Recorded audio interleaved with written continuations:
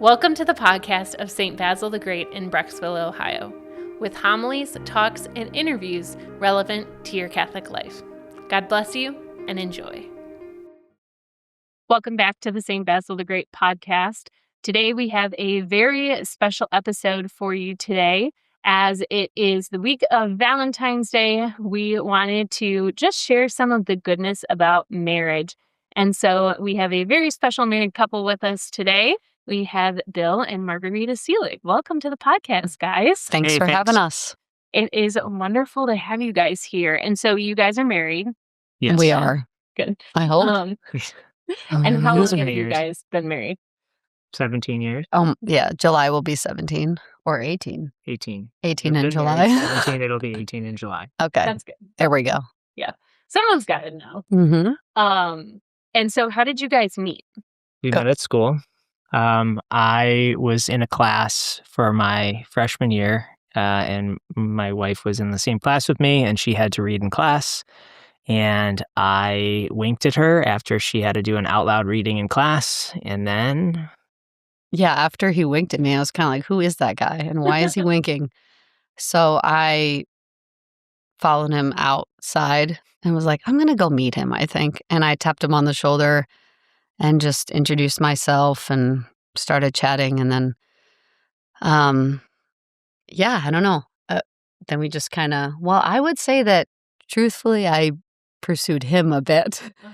I was going after him and kind of like, hey, let's hang out. And he was kind of trying to avoid a relationship. So I was already also dating someone else at the time. So I was not really looking. I swear I was blinking, but maybe could have been winking. I don't know. So that's kind of how we met. And then we started. And that was at Franciscan. We both went to Franciscan. We started hanging out together on a pretty regular basis. And then slowly but surely our relationship developed. And then. Yeah, we used to go out. We would go out together and play pool a lot.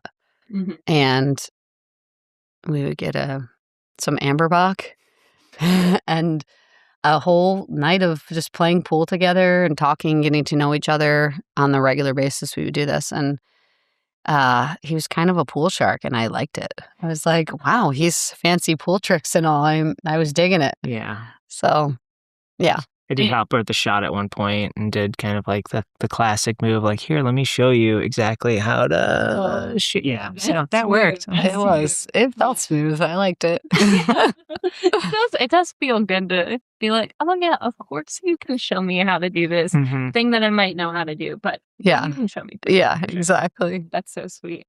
And so you did eventually break up with the other girl. I did eventually break up with the other girl. So what was your first official date? Our first official date. I don't know that there's an official date. I think there was. It wasn't anything fancy at all. You just invited me over to your most disgusting apartment. Yeah. And he just said it was Lent. And he just said, hey, do you want to come over and I'll make some tuna melts. And I just said, sure. So I went over and he made us great tuna melts. Mm-hmm. So that was where our first date was. Actually, I think, to be honest, our first true date, and I was like, well, this girl might be somebody I'm interested in pursuing further. We actually went and shot shotguns. We went to like a range where they would like throw the discs in different ways. So like from different angles and different ways.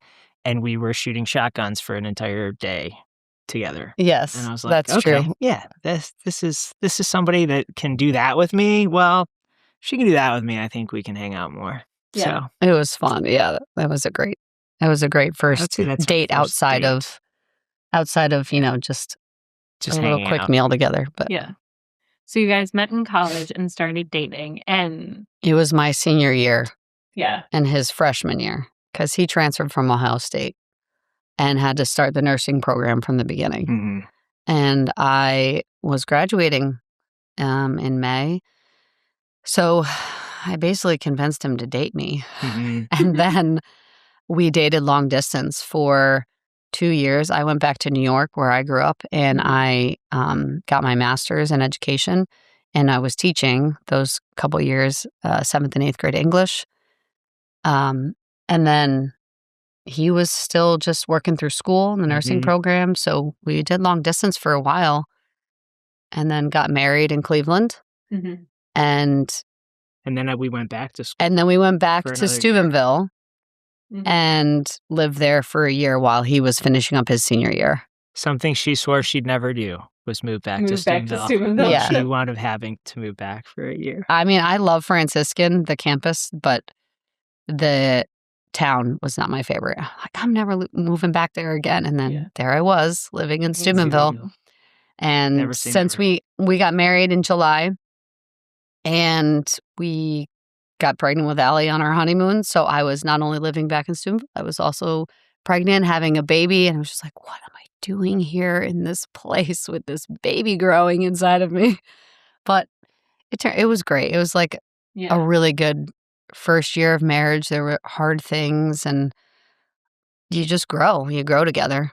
So yeah, and I think that's like when you're like dating and engaged, it's like, oh, like this is gonna be so great once you're married, and then you get married and things start happening, and you're living where you're like, I never want to live here, and then you're living here, and then as much of a blessing as children are, it's like, surprise, here we go. Yeah. And it's just a totally different mindset. And that's kind of when you really start to like understand who you married and what marriage is and how marriage, it's just continually like growing together and the graces of the sacrament that you receive. Because I think that's one of the great things as Catholics is we have those great graces of the sacraments, which help us when we hit those points in our marriage. For sure. And so the United States Conference of Catholic Bishops every year has a theme for National Marriage Week. And this year, the theme is Together with Purpose. And in those early, that first year of marriage that you were talking about, where there's some difficulties, like what are some of the moments that you really felt like, oh, like, we're together with purpose? Like, in Genesis, it says, man is not created to be alone. It says something just like that. It says God doesn't want man to be alone, so he creates a helper for him. Yeah. And so what was that like, kind of learning that and understanding, I am created to be together with Bill, with Margarita? That's a great question. I think we're still learning that. It's still a process of the fact that you're not meant to be alone. I feel like you grew up in an environment where he was alone a lot. So to adjust to that fact that you're not actually meant to be alone, and you then married me, and here I am in your world all the time, and then one kid, and then another, and then another. And so for me, I grew up in a household where I had 4 siblings. Everybody was kind of around each other a lot. I was never alone. I was the youngest. So I was kind of used to that, not being alone. Now, the adjustment was living with a dude. Like, Yes. oh, hi, you're here. And, oh, so the toothpaste tube, like, that's... Why am I squeezing you from the middle? Because I want to. Why do you keep Why running can't you the just water roll it? when you're brushing your teeth? Yeah, It doesn't need to run while you're brushing your teeth. It does nothing. So things like that just come up. But I can't speak for you as to the adjustment from realizing you're not meant to be alone, that you're meant to be with your spouse and your vocation in life.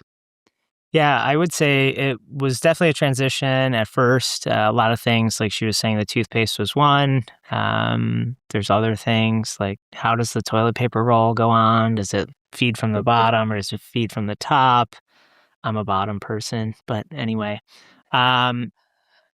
So it's little things like that you get used to, but also you recognize things in your life that were kind of sharp, rough edges will kind of be rounded out by your spouse. So a lot of things that may be kind of extreme in your life, you have to temper in order to come together with your spouse better. We definitely put our focus on the faith and our family. So doing life together, doing events together, it's all those different transitions. Like, where do we go for the holidays? Initially, that was, kind of a big point. It's, we only have, I work in the medical field, so you only have so many holidays and you have half of them to begin with. And then which ones do you do with her family? Which ones do you do with my family? And you work all that out. And then eventually people come to your house and you host. And so all those things have slowly kind of changed over time and evolved. So. Yeah. And I think just knowing that when you're married, you realize, this with your vows, there's a whole commitment going on for life. And so to realize this person isn't going anywhere. And so you either have to ask God for the grace and the assistance to help you in how to communicate better with them, how to love them better, how to be softer, just how to be kind, because they're just going to show up every day. And so at first when you're dating and things like that, like everything is, just butterflies and rainbows, right? But then when you get into marriage, it still is beautiful and good. Like I love being married to Bill. It's great. I love our family. I love our kids. It excites me to talk about marriage and family. But it's important to just constantly be giving our hearts to God, to just reorient them in the direction of love, because I can be a very harsh person. I can be super cutthroat. And if my husband has to experience that from me every day, that's a lot to handle.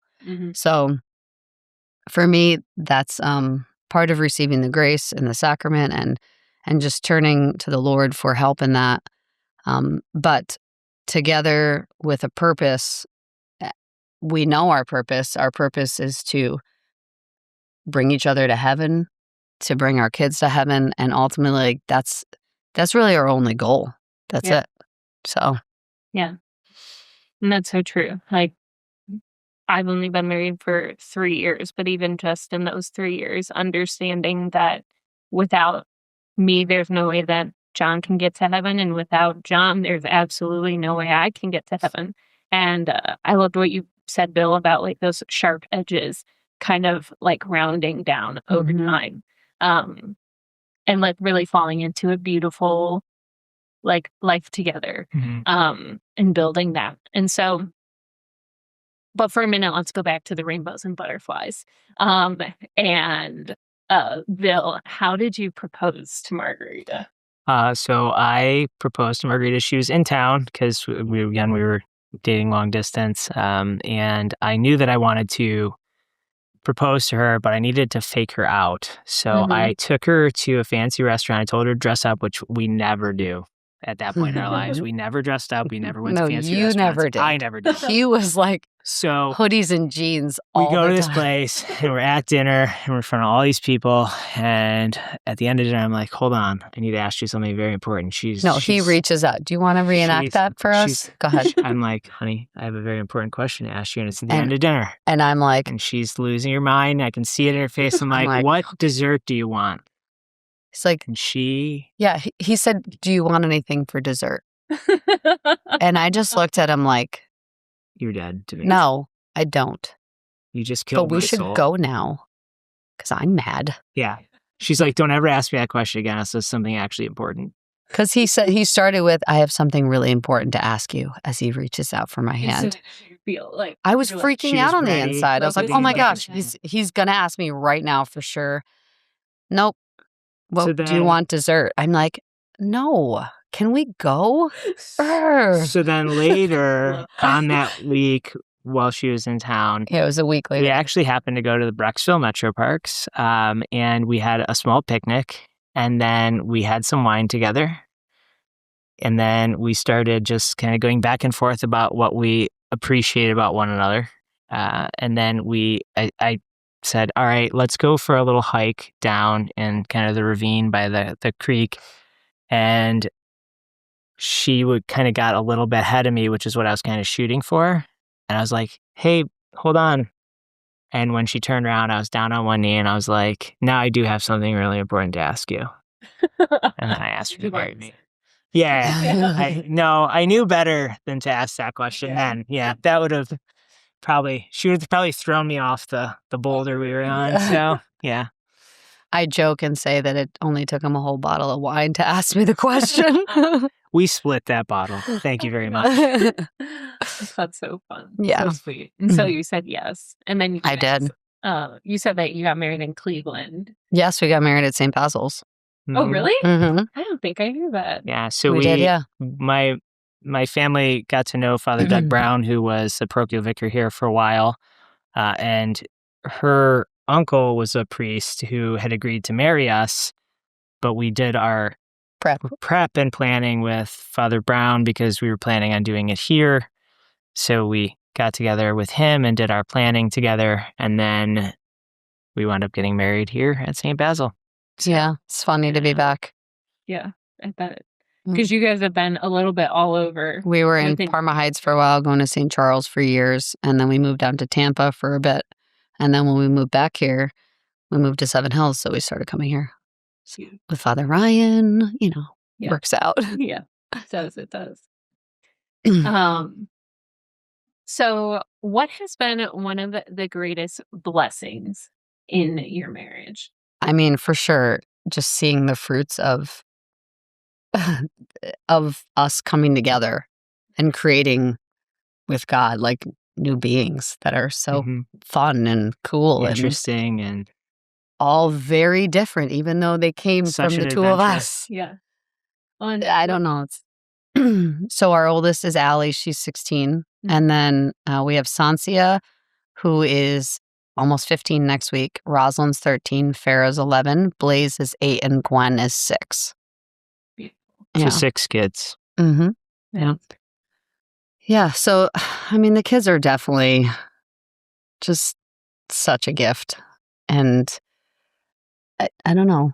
I think the greatest blessing on my end would be just the fact that I have a wonderful spouse to kind of help me will help me get to heaven, kicking and screaming one way or the other. But she does help me in that regard. Also, the children, in the sense that we're together in it, raising them, and we get to see them grow into amazing young people who have their own personalities and their own aspirations and dreams, and just watching them grow from the little kids who can barely walk, and you are guiding them in just their first steps, and now you're guiding them in their first car wrecks and getting them ready for college, getting them prepared for college, and all of the things that kind of go along with raising a beautiful family.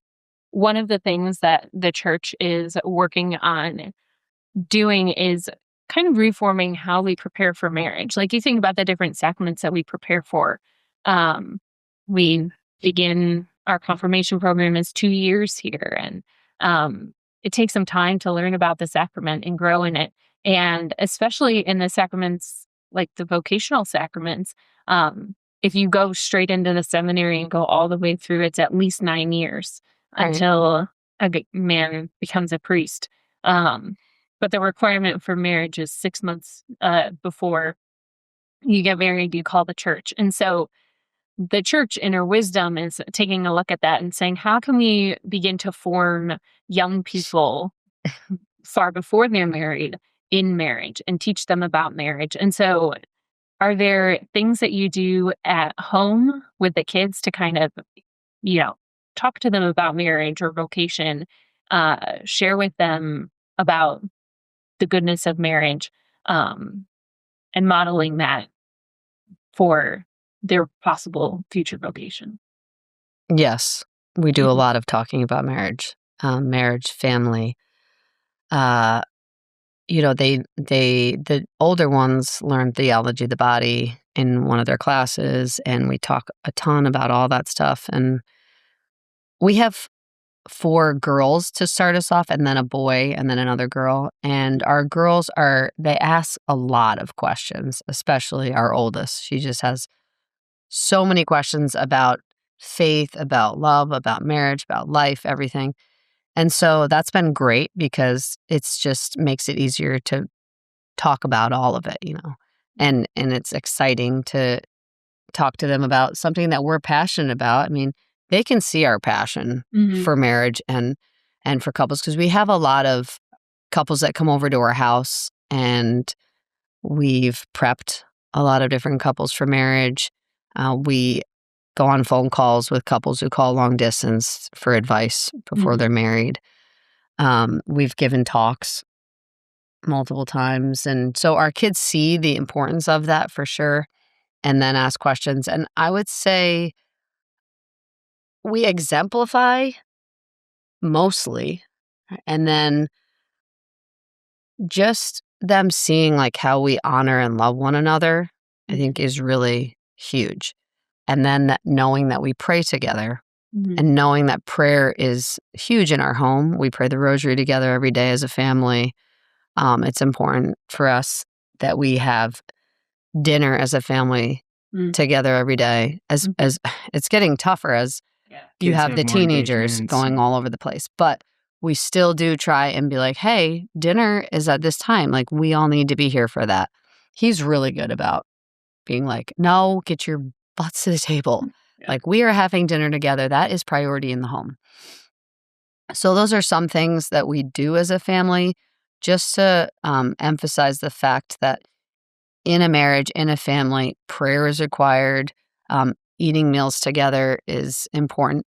We go on date nights typically once a week. And our kids, if we skip a week, a lot of times our other kids, hey, you and dad going to go on a date? Like, you going to do your date? And so they hold us accountable as well at this point. So I just think our example a lot of times reveals to them what it looks like to have a good, healthy marriage. I mean, they see moments when it's not good and healthy, and then we can talk about that as well, what happened, and maybe how I wasn't right in doing something, or maybe he'll say, hey, that wasn't right in me that I did this or that. So to own it and to apologize to one another, to show mercy and forgiveness, I think is really huge in your household, because people can grow up and become bitter, and then they might not be able to share the things that have hurt them, and then others respond with mercy, love, forgiveness. I think that's huge. So yeah, that dinner together is huge though, because there's been so many studies that show like families that have dinner together, like it. Well, definitely what we can see happens is that when you have dinner together, you check in, you say, all right, how was everyone's day? What was good? What was bad? And typically what we say is, what are you thankful for? What was not great today? And what do you want to pray for? So then you can kind of see all areas of their heart, all something that brought them joy, something that was like sad or hard for them that maybe the rest of us didn't even know about. We didn't realize that was happening in their hearts. And the other thing is they might have things on their mind that are concerning, and they want to pray for those. So you get to hear those as well. Absolutely. Yeah, I think preparing people, it's funny. You were saying that there's 9 years of preparation for merit, for priesthood, and I'm sure that the process to become a nun is also typically long, whereas marriage requires 6 months. It's kind of funny because a lot of people get married early-ish in life, where you may not even know all that is entailed in marriage. And I almost think that it was made that way because you can grow into marriage together, as opposed to coming into it later in life. I think it would be harder because you're kind of already set in a lot of the things that you do, and so is the person that you're potentially going to marry. And then through God's grace, you can grow together and have a beautiful thing. Not saying that if you're getting married later in life, there's anything wrong with that. I just would think that it's hard. So preparing young people to get married today, I don't necessarily know exactly what the church can do. I know we do have discussions about theology of the body with the kids, which definitely helps with understanding the beauty of our beauty bodies and of the our goodness, bodies and what a marriage looks like in the Catholic Church. So those things definitely help. We have discussions about marriage. Margarita has such a passion for marriage that she has for the past few years to help the diocese put on a marriage event annually. So she definitely has a passion for it. So you talked about doing some wonderful work with helping to prepare couples for marriage. So what is one of the greatest pieces of advice that you would give to an engaged couple preparing? I think I have a decent answer for this because it's something I try to say to every engaged couple that we have. You have to have God as your focus. So if God is your focus and you're both trying to grow closer to God, you may start on very opposing ends of life. And as long as you're focused on God, you grow closer together. The reason you have to focus on God is you cannot depend on your spouse for everything because your spouse is human and they make mistakes. I usually will point out the example of, have you ever made a decision yourself where you don't like what you decided to do and you're mad at yourself, right? So if you can get mad at yourself, who made the decision, how is it possible that you will never get mad at your spouse for making a decision that comes from a completely different person? So you just have to keep God as the focus of your life, of your marriage. Yeah.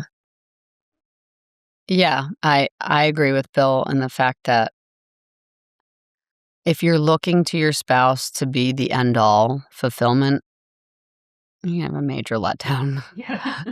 And it's great. I mean, like, your spouse can fulfill a lot. It can be an exciting adventure in life together, and they can really love you well and bring you so much joy and goodness. But if our hearts are just always longing for more. And so if you put that on them, that's a lot of pressure. Hey, I want more. I want more. It's not, the couple never be full until heaven. So, just constantly giving those desires that need for more to the Lord, but also sharing them with your spouse. Not saying like, I want more from you, but like, here are some of the desires on my heart. Here are some of the things I'm longing for.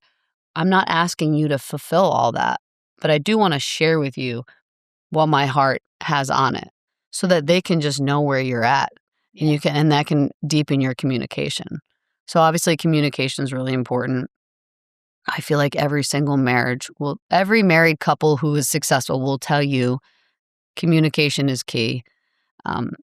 But if you have a lot of communication and you don't have Christ as a center, you're just not headed in the right direction. Like, you could have a good marriage, but in the end, where's that marriage going? So I think that's really kind of the difference there. But yeah, that is really beautiful. Communication and keeping God at the center, for sure. Yeah.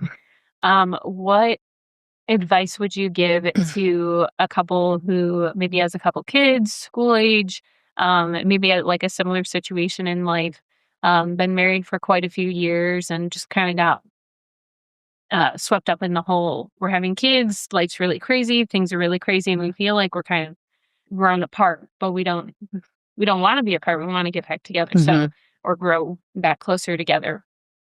So what advice would you give to them? So what comes to my mind right now is how we tell our kids. We say, first God, then daddy, then you guys. Or he'll say, then mom, and then you guys. So if we don't keep our marriage solid and good and do our date nights and spend our time together, if we don't go out together and we just stay at home and have like a glass of wine and just chat, we just tell the kids, hey, it's mom and dad are having our time, and you guys actually all need to be out of the area because we're going to have adult conversation.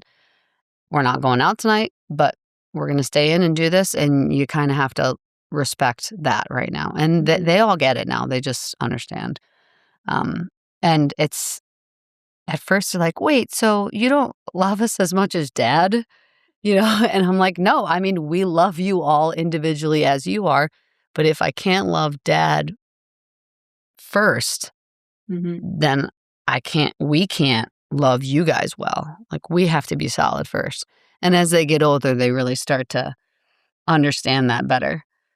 Something else we talked about that our advice to people our age or in a similar season right now is just, Bill said earlier when we were talking about it, enjoy the time that you have with your family, because it's right now all of our kids are still in the home, so we have our entire family together under one roof. Within 2 years, that's going to change because our oldest daughter will probably be going away to college or wherever she winds up going. If it's not college, it'll be somewhere because she's got to get out of my house. No, I'm just kidding. No, just enjoy the time that you have with them. I remember a while back reading a study where it's 80% of the time you'll ever spend with your children is done in the first 18 years of their life. So the subsequent, say, 50 to 60 years, you have 20% left with those kids. And it's even less if they don't live in the same area. So definitely enjoy the time you have with your kids. So we started homeschooling a couple years ago, and the main reason was because we realized that soon enough, we're not going to have everyone as a whole unit. And we just wanted to capitalize on the time that we had with our kids. So we're like, let's homeschool them. We can have them around more often. We can be more active in their education as well. And we can travel more because with his schedule, we can't just travel on holidays when kids get off of school. It doesn't work that way. So we're able to travel more and we've had so many awesome experiences and adventures with our kids, and they're learning a lot through all of that too. And I definitely do not regret the decision because I can see the effects of our presence on them. I think it's a big deal. So not that if you send your kids to school, you're bad. Yeah. It's just when they're around, just be present. Let them know you're intentional about wanting to hear what they have to say, wanting to spend time with them, wanting to play games with them, whatever it is. Now we have the older ones, so they'll come to our room at midnight and knock on the door and be like, hey guys, hey, what are you guys doing? We're like, just trying to go to sleep or sleeping. We were sleeping. Oh, okay, cool. Oh my gosh, I just had such a great conversation with so-and-so. Oh, Mom, can I come over and talk to you about it? And then she'll just hop into bed with us and be like, okay, so here's what happened.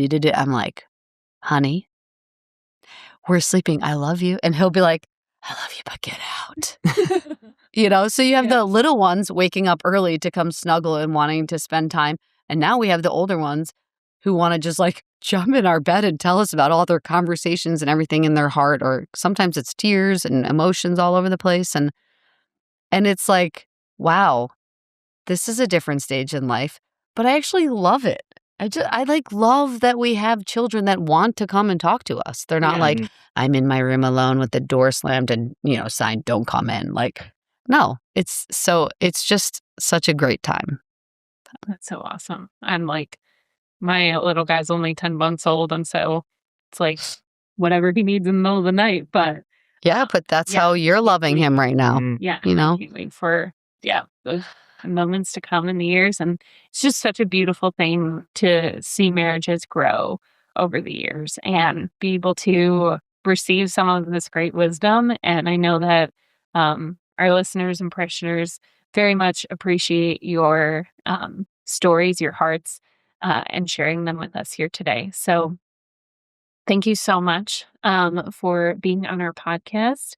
Thanks for having us. Of course, thank you so much. We are just very grateful for you, and we will see you all at the next podcast.